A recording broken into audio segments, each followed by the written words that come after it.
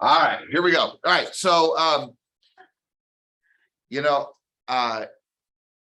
I'm actually thank you guys for being here. I say that to you just because I've just been observing so many different things, and I was looking at the numbers just to give you perspective of Utah specifically. Is that basically the market is off by 20%, and what I mean by that is the volume of Utah. Now, what is interesting, I don't know if any of you saw, there was an article actually put out on Boise, Utah. We had a pretty good run over like 2 years. We actually increased by 44%, but Boise, Idaho actually increased 47% in a single year, like crazy. So I was talking to one of my closest friends. In fact, I'm the guy who, if something happens to him, and Jeremy or Ruby or maybe Rick, you can appreciate this. Juan Martinez, one of my dear friends, is a very big dude. And he's not tall. Let's just put it that way. I'll say he's a very big dude. But I remember I was working out in the gym and he called me, Rick, one day, and he's like, "Hey, do you have a minute?" I said, "Yeah, sure." He goes, "Just so you know, I put you on in my trust. Wow. That if something happens to me, that I know you'll take care of Elizabeth. And I'd want you to make sure that my Century 21s in all of Vegas are okay. I hope this doesn't happen because Nevada is off by 50%. Wow. So getting 20% is bad. It's off by 50% in its transaction count, and wow. he just reported that at the thing. Some of you you may or may not know, but he's been here. Some of the leaders here know a gentleman by the name of Floyd Scott. And Floyd Scott owns Century 21 Foothills, and he said he was off by 45%. Wow. In regards to transactions. And so you start looking at Utah, Nevada, Arizona. If I take California, California is off by 35% in regards to, again, this is not values, this is just transaction count. So the reason I'm just bringing this up is, and then the chat is that rates are going to go up anywhere between at least 0.5% to as much as another 4% by the end of the year. And they believe that at least by 2023, at least for the 6 months into 2023, that rates will be somewhere between 8 to 9%. So so I commend you for being here, because I have to tell you that I'm surprised as to how many people are still doing this with their business in regards to the way in which they're going to go out and get deals. And there's a lot of people that are either waiting or still saying, "Hey, I'm going to go buy my business." But there's not very many people who will just go out and get it. And what I mean by that is that they're really truly prospecting. And people have been talking about, well, how many home sales? But remember, for every home that sells, there's at least 2 transactions on every side. And so on Tuesday of this week, I was speaking down in San Diego to a group of like 300-400 agents. And as John and I were there, we're speaking. He's another guy who's part of this mastermind that we're in. He asked us to come in and speak. And as I'm speaking, one of the things that I thought was interesting is that he said in these 3 counties, there's going to be in the fourth quarter about 15,000 home sales. And he talked about doubling that number. How many home sales are happening just in Salt Lake County each month? Does anybody know that? I should know that, Kelly, but you should for sure know that. And the only reason I say that is because you're out selling. Who knows how many home sales are happening in Salt Lake County? No one knows? Oh, well, if we're doing it, I'd be curious if someone can look it up. I'd be interested to see, right? So just in the last 30 days. But one thing I always remind myself, that let's just say that there's about 3,000 home sales, which is probably not that many. The reality is that that means there's 6,000 opportunities for either a buyer or seller. So one, commend you for wanting to come out and get the business. And Kenzie knows yesterday, my son today is taking his real estate test, and I had a little passionate conversation as to my belief system of how you can win the game of this game called real estate. And as I was going through it, it first starts off with your ability to prospect. And my observation is that if you're not showing up in the office, you're not creating a business that is formulated and focused on the idea of prospecting. And people say, well, yeah, but I'm working from home. Well, that worked out really, really good when we have 13 straight years, 13 straight years and times whatever, 4 quarters a year of continual growth and then decline of interest rates. Unprecedented decade of 13 straight years that has happened. And so I have to tell you that as I'm looking at this, I'm thinking, gosh, what are the fundamentals? And it'll go, although you read those 12 steps to the summit of success, just ask yourself, how many of you are really following that? How many of you read it every day? Have you really taken it back and looked at it and gone, all right, I'm really going to spend an hour a day on this. I'm going to spend, 3 hours a day in prospecting. I'm going to make sure that I'm doing these things with my sphere of influence, because I'm telling you, there's going to be a select few that will figure it out, that prospecting is the key. And the ones that I'm seeing not miss a beat in their game of real estate are the ones who are taking care of their prospecting. And then the other thing is, right, is that you've got to learn the skills.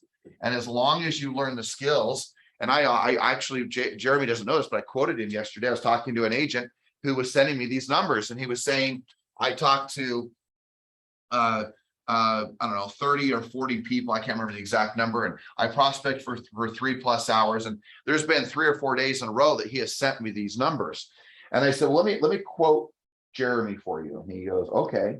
I said, I'm going to assume that what you're telling me is the truth. But I said, but if it's not, then one of two things are happening. Either you are lying about the numbers you're making.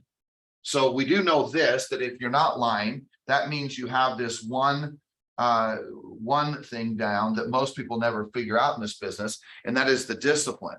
I said, but the second part is you're either lying or you suck at what you do. So it's one of two things. You either aren't very good at what you do, or you're lying about your numbers. And what's okay is that it's okay if it's, well, it's not okay if it's this one in my world, but it's okay if it's there. Because the thing that's interesting is that if you can figure out the disciplines and you can allow yourself to be rejected over and over and over and over again, then it's not going to be a problem. Because what I know is that if you show up and plug into the system here, you'll elevate your skill sets. But the problem is this is the challenge. And this agent is very close to another agent in this company. And I said, let me ask you a question. Do you believe that other agent has a skill set problem? No skill set problem. So what is their problem? Well, they don't make the time to prospect. And I said, and so what are they complaining about? The lack of business. And I said to him, I said, exactly. And now what's your problem? Well, I've got the discipline, but I lack the skill sets. I said, exactly. So that's why I go back to that. This business is nothing whatsoever that you can't learn, and it's nothing that you can't do. But if you don't figure out how to get your skills down, how the disciplines are necessary, and then the third thing, right? I've got prospecting up there as a discipline. That would be included in discipline. But I said then yesterday, and you got to level out and keep your mindset in alignment. Just make sure my phone doesn't need someone else's. So I just want you to think about that for a minute. How disciplined really are you? How skilled are you? How strong is your mindset in your belief system? And the challenge is that this company is built to do these 3 things for you. And so then people will say, well, no, I got to do it some other way. I've got to be doing it in ways like I've got to be on teams. There's nothing wrong necessarily with a team, but I just want you to think about what a team is about. A team is ultimately about, oh, wait, they're going to help me with my mindset. They're going to get me my skills right, and they're going to hold me highly accountable and disciplined. It's not bad, but I would argue that this company, everything about it is built to give you these things. Now, if you're on a team, the hope is you're getting double. And I appreciate people who are on a team who are in here, because the thing I have often seen over the years is, no, don't show up at these things. We're going to do our thing inside the very company. I think we've talked about this for years. But my argument is that, well, this is all this business is about: mindset, skills, and discipline. And somehow everyone wants to complicate it. But the ones who are succeeding take a lot of time to elevate and protect their mind. They do the work and they find the skills. So the thing is that once you find that and figure that out, there isn't any magic answer. And everyone wants to make it so magical. And yet the thing that I find is that the more I'm in this business, the more simple I think that it is. And the less I'm worried about why I brought this all up is, holy cow, that's some big changes in the market. 50% in Nevada, 45% changes in market or sales in Arizona, 35% California, 20% in Utah. Rates are supposed to go up again, another 0.5% to a full percent by the end of the year. So, well, now what? Well, the now what is this stuff, Jake? Oh, they're gonna say 984 homes have sold in the last month in Salt Lake. Yeah, okay. Well, there you go. Wow. Which means there's basically nearly 2,000 homes, 2,000 opportunities for agents this month. So 2,000 opportunities. Plus, in fairness, that doesn't include all new construction. That doesn't include duplexes, triplexes, fourplexes, land, right? There's all these opportunities where there's a buyer, and there's a buyer and a seller. So you start looking at, you start going, wait, hold on a second here. Am I going to keep going out and just buying my business? It's just like a few days ago, I had an agent call me because on the 30th of September, we ended up buying all of Inspiro. We don't have a JV today, and we bought the whole thing. And there was a credit card with our former JV for an agent, and their MSA, if you would say, the joint marketing that we were doing with this agent, like the card didn't work. And they're like, what's wrong? And I said, well, what do you mean what's wrong? They said, well, the card didn't work. And I said, okay, well, I said, I'm sure. I just sent a text. I said, I'm sure it's blah, blah, blah. We just switched everything. I said, Christopher, get in contact, blah, blah, blah. But the thing that was interesting, this is what he said back. Oh, good. Thank you. Because the majority of lenders are just basically turning off their credit card and just not talking to the agent and are just simply not doing any marketing with them. I said, well, that doesn't shock me. I talked to the owner of PMG, which was the 50% JV of our company these last few years. And I said, hey, yeah, this is yesterday after morning, and I was in California. I said, hey, Jason, how are you doing? His exact words, Greg, were this: I am literally just trying to survive. He said, I've been doing this for 30 years and I've never seen it this bad and happening so fast. So the thing that I would just echo to you is, man, pay attention, because things are radically changing. And this isn't to like make you scared. It's to say, okay, if this is really what's happening in the marketplace, well, then you better figure this out. Right? In my career, I've been through, I don't know, give or take 4 really, swift, crazy market shifts and crashes, whatever you want to call them.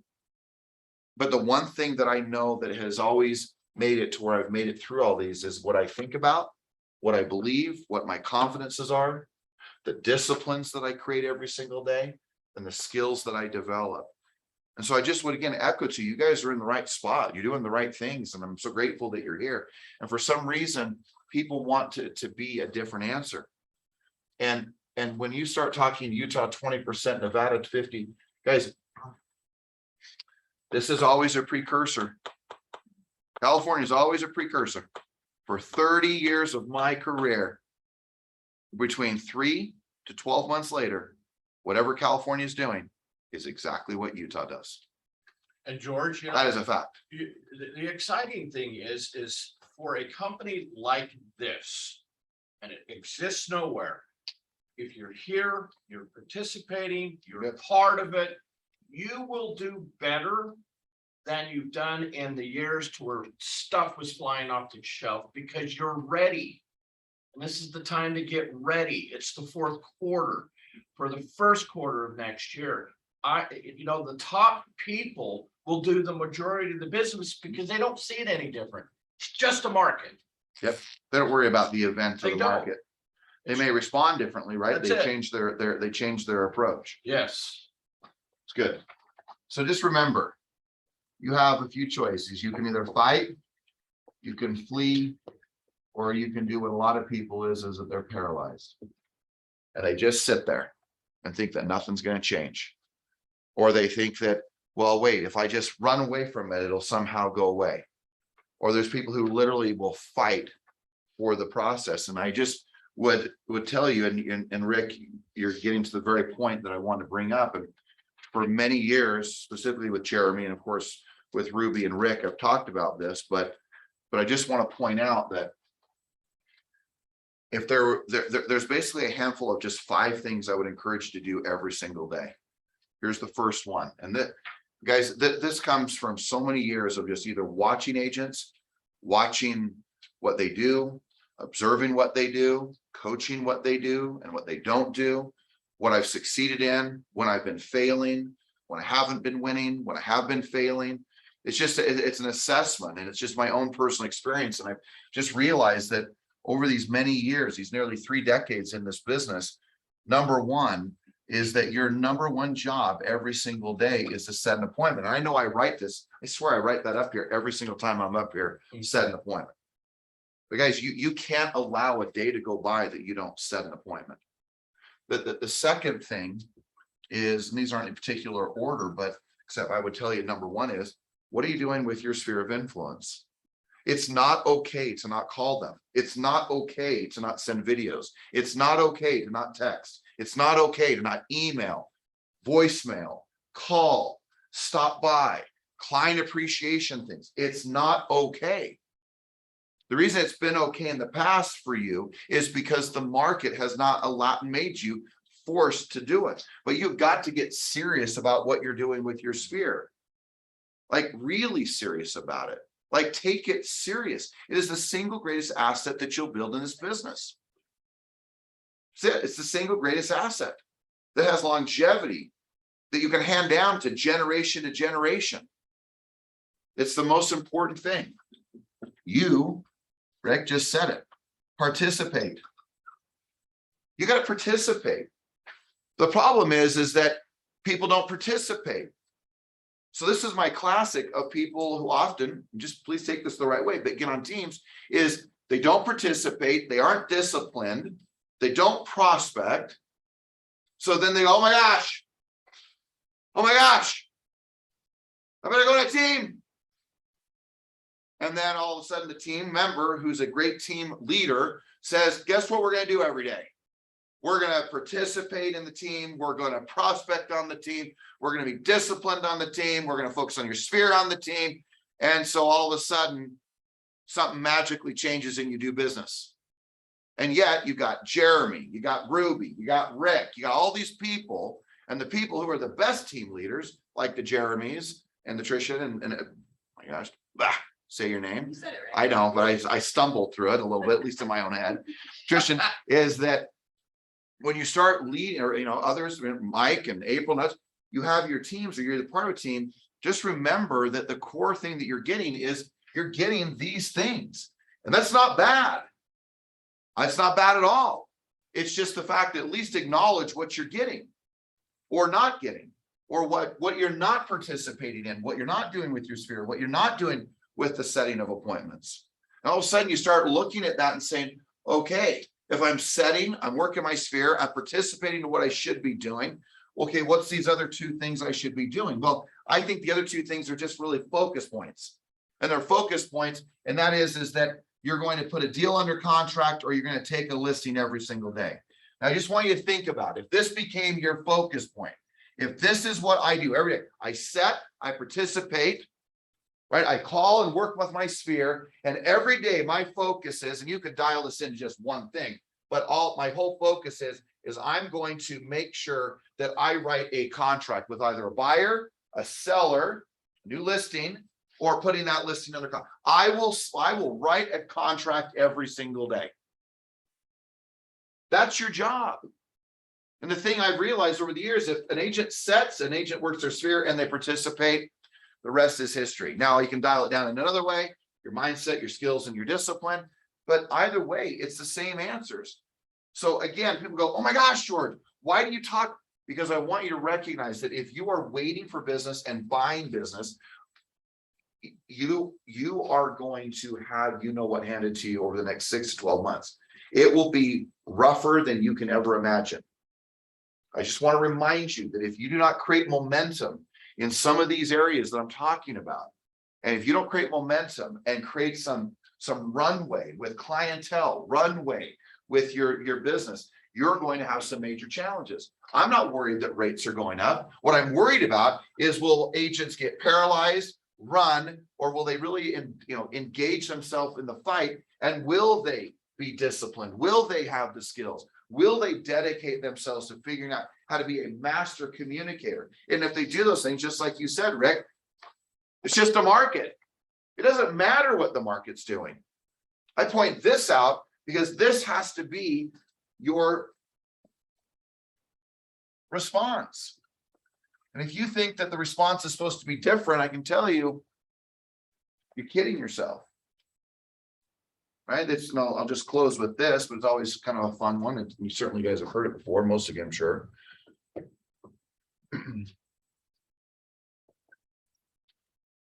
Events, meaning the market, plus my response equals my outcome. The one thing that you cannot control in that equation is what? The events. But you can certainly change the way you respond, which changes the entire outcome. So the variable is the event. It was W. Clement Stone, if you know who he is. He was the mentor of Earl Nightingale, who was then also his mentor, was Napoleon Hill. But W. Clement Stone was like a world famous insurance salesman. And after he made all this money selling insurance, he said, guess what? Like so many different people do, they go, you know what, I'm going to go teach this stuff. And so he started writing books. He was very, very close friends with Napoleon Hill. And it was basically his mentor. And then W. Clement Stone had a young man by the name of Earl Nightingale. And that's where you hear Lead the Field or The Strangest Secret. And so I've always appreciated that. I've always reminded myself, man, I can't change the event, but I can certainly change my response to how I move through any event in my life. And I just want to remind you that I go back to that there's not one part of this that you can't learn, not one part of it you can't do. But if you, yes, make this your primary focus. No, this is, okay, here's the event. Okay, now how do I respond? And if you will respond accordingly, guys, get the habits, the disciplines, the strength, the muscles, the mental muscles, the physical muscles. Prospect 3, 4, 5, 6 hours a day. You say, oh my gosh. I used to prospect for 3 or 4 hours a day on a phone, and I would prospect 2 or 3 hours on the doors. See, in 2008, I was selling 100 plus homes a year. 100 plus homes a year in the worst financial markets in the history of the United States. I was selling 115 homes a year. I remember Leah Kruger came to me and said, do you realize you're the #1 agent in the state of Utah? I jokingly said, I am. I knew I was, Jake. And because my script, Mike, was, if you can find anyone you know who's sold more real estate than me in the last 12 months, I'll sell your home for free. But I can promise you that I cut my teeth on the very things I'm telling you. And I figured out that no matter what is going on, whatever event is going on, no matter what deal is falling apart, no matter how much is on my plate, I will not miss this idea, or basically this one. I will feed the machine every single day with a new appointment, no matter what. I will not negotiate that away in any way, shape, or form. And that was the one discipline. So I watch people struggle like with their prospecting. I think to myself, how? And what I've realized is that prospecting will not become your priority until it becomes your priority. And until you believe that, here's the problem. Outsourcing. So I got a couple of team member leaders in here. Outsourcing all the activities of real estate, thinking I'm going to outsource my prospecting, meaning to my team. I'm going to outsource my income, hoping coming from my team. That would be like me outsourcing all of my recruiting. It would be like me now outsourcing all of my speaking. There are parts of this, no matter who you are in this business. And the most lucrative and productive agents and team leaders or agents, period, are the ones who are doing these things on a daily basis. And if you do those things, you won't worry one iota what the market's doing. And you'll look around. And here, by the way, here's the great problem. I'll finish with this. What time is it? Are we done? I don't know time. Oh, yeah, okay. All right, good. We're good. 20 more minutes. No, I know, I wish we could, but let me just end with this, and that is, I have to tell you that when I watch agents go through this process, is that I watch them look around and they look at all the people that are not doing what I'm talking about here. And here's the thing, even in this company, as good as it is, #1 in home sales, all the sales that go on here, all the success that happens here, there are still only at best 20% of the agents that do what they're supposed to do. The majority of agents are either waiting or buying their business. They still are, even in this company. And there is at best 10 or 20% of the people that have figured this out. Hence, you have 80% of the homes sold by 20% of the agents. Why is that? Especially in declining markets, because those agents realize, hold on a second here, we better come back over here to how do we respond to markets like this. So I just, again, would challenge you, get the muscle, get the ability to prospect 3, 4, 5, 6 hours a day. For some of you in this room, I am going to follow you around for an entire day to watch what you are doing, Mike and April specifically, because I am just baffled at times when I watch lots of agents like all of us. What is it that you're doing all day? Because what I want to know is, why are we not setting up our lives so I can prospect for 4, 5, 6, 7. My job, if I could, would be on a phone or in front of a client 8 hours a day. And everything else is a distraction. And once I figured that out, once I figured out that I could do that, that I could delegate, I could use a TC, I could use an assistant, I could almost have no involvement in most of the negotiations. I could just simply call sellers to reduce. I could either make sure I'm prospecting, following up on leads, or be on an appointment. That was my life. But that's how you sell 100 homes a year. And in fairness, we all know how you sell, however many homes you sell right now, that however many homes you sell, well, now we know how you sell that many homes. But if you want to sell 100+ homes a year, you want to make $1 million+ a year, you have to change the way in which you're responding in today's marketplace. Just remember that.